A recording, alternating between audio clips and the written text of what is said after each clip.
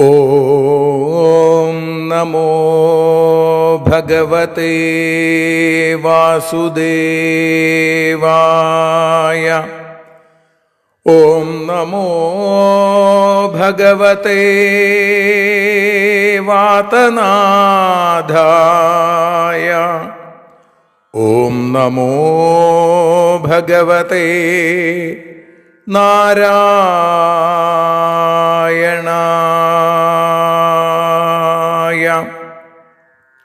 ഏവർക്കും നാരായണീയ മധുരം ആസ്വദിക്കാൻ ഒരിക്കൽ കൂടി സ്വാഗതം.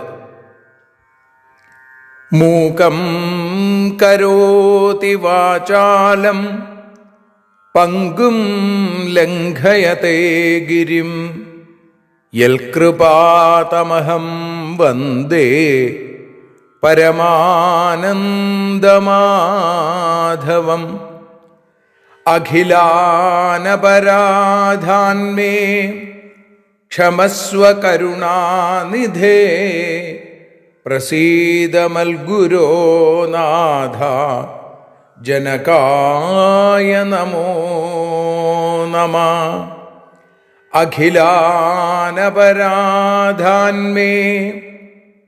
ക്ഷമസ്വ കരുണാംബുധേ പ്രസീദ മൽപ്രിയേ നാഥേ മാതൃരൂപേ നമോസ്തുതേ.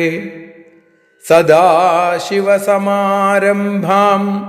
ശങ്കരാചാര്യമധ്യമാം അസ്മദാചാര്യപര്യന്താം വന്ദേ ഗുരുപരമ്പരാം. നാരായണീയത്തെ പറഞ്ഞിടുമ്പോൾ നാരായണാഖ്യനെ നമിച്ചിടുന്നു. നാരായണൻ വായുപുരത്തിലീശൻ നാവിൽ നിറഞ്ഞെന്നെ തുണച്ചിടേണേ. മോക്ഷക്കടൽ ഭാഗവതം പ്രസിദ്ധം മെല്ലെ കടഞ്ഞു നവനീതമഹോ ലഭിച്ചു. മന്നിൽ നരന്നു ഹരിഭക്തി ലഭിക്കുവാനായി മേൽപുത്തൂരേക്ക് സദയം ശുഭ സ്തോത്രകാവ്യം.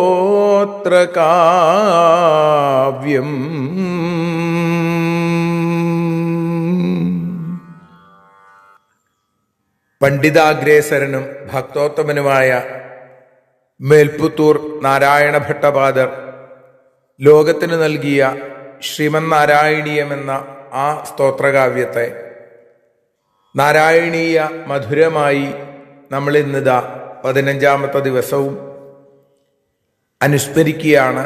ഓരോ ദിവസവും ഓരോ ശ്ലോകം എന്നുള്ള രീതിയിൽ ഇന്ന് ശ്രീമന്നാരായണീയം 2ാമത്തെ ദശകത്തിൽ 5ാമത്തെ ശ്ലോകത്തെയാണ് നമ്മൾ വിചാരം ചെയ്യുന്നത്. ലക്ഷ്മീസ്താവകരാമണീയകഹൃദൈവേയം പരേഷ്വസ്ഥിരേത്യസ്മിന്നന്യദപി പ്രമാണമധുനാ വക്ഷ്യാമി ലക്ഷ്മീപതേ. യേ ത്വദ്ധ്യാനഗുണാനുകീർത്തനരസാസക്താ ഹി ഭക്താ ജനാസ്തേഷ്വേഷാ വസതി സ്ഥിരൈവ ദയിത പ്രസ്താവദത്താദരാ. ഹേ ലക്ഷ്മീപതേ, ഭഗവാനെ വിളിക്കുകയാണ്. ശ്രീവല്ലഭ, ഏകാക്ഷരീപതിയായിരിക്കുന്ന ശ്രീദേവി കാന്ത, ശ്രീകാന്ത.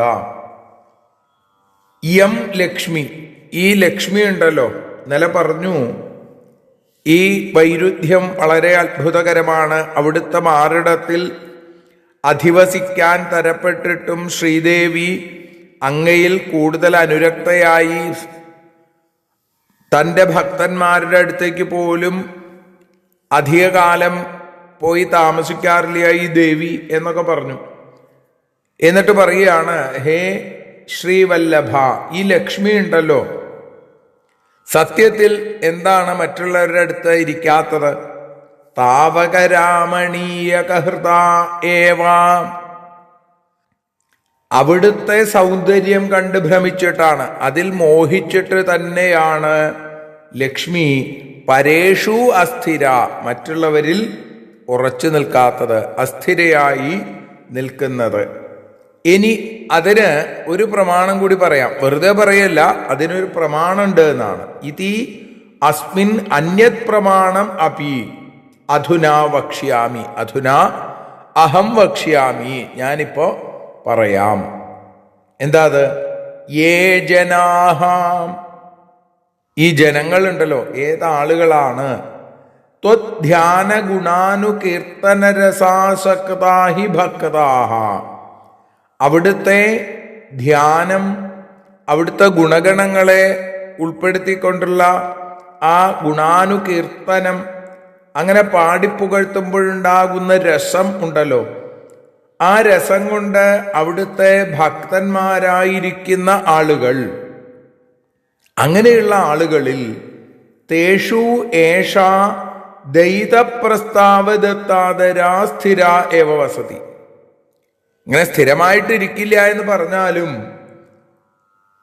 ഈ ലക്ഷ്മി ദേവി പ്രിയതമനായ അങ്ങയുടെ വാർത്തയുണ്ടാകുമ്പോ ദൈതപ്രസ്താവദത്താദര, അപ്പോഴൊക്കെ തന്നെ അതിൽ ശ്രദ്ധിക്കുന്ന ആളായിട്ട് സ്ഥിര ഏവ വസതി, അങ്ങനെയുള്ള ആളുകളെ ഒരിക്കലും വിട്ടുപിരിയാതെ ഇരിക്കണു എന്നാണ്. അപ്പോ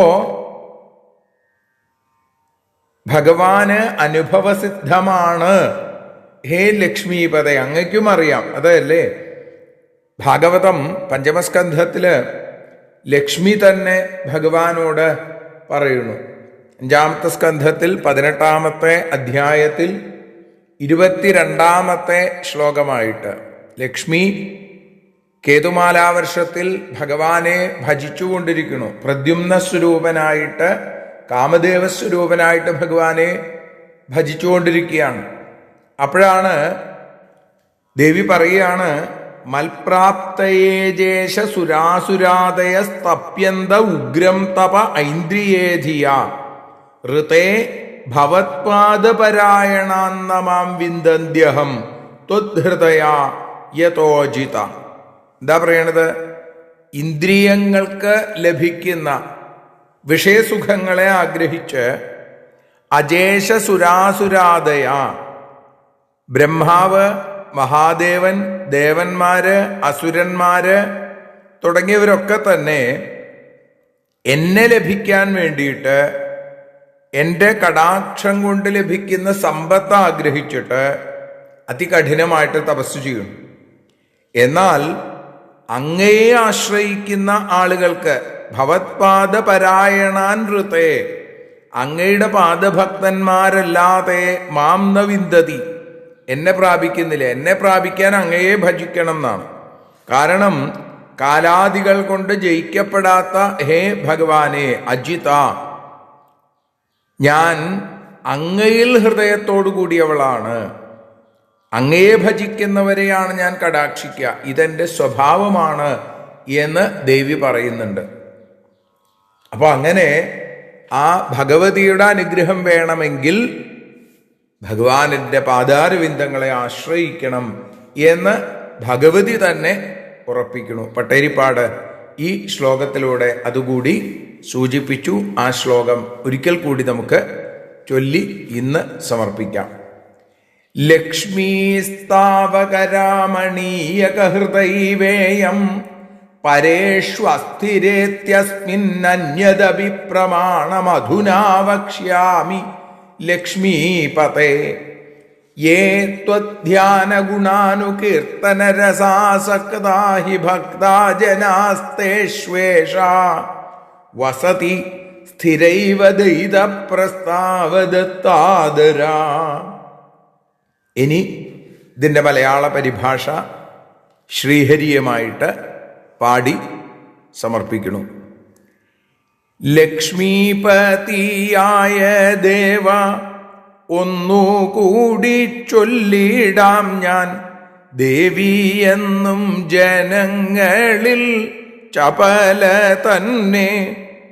എങ്കിലും നിൻ ഗീതം പാടും ഭക്തജനമനങ്ങളിൽ പതിവ്രതയാകും ദേവി വസിച്ചിടുന്നു. ലക്ഷ്മീപതേ വാസുദേവ, ലക്ഷ്മീപതേ വാസുദേവ, ലക്ഷ്മീപതേ വാസുദേവ, ശ്രീലക്ഷ്മീപതേ. സർവത്ര നാരായണ നാമസങ്കീർത്തനം. നാരായണ നാരായണ നാരായണ. ഓം നമോ ഭഗവതേ വാസുദേവായ.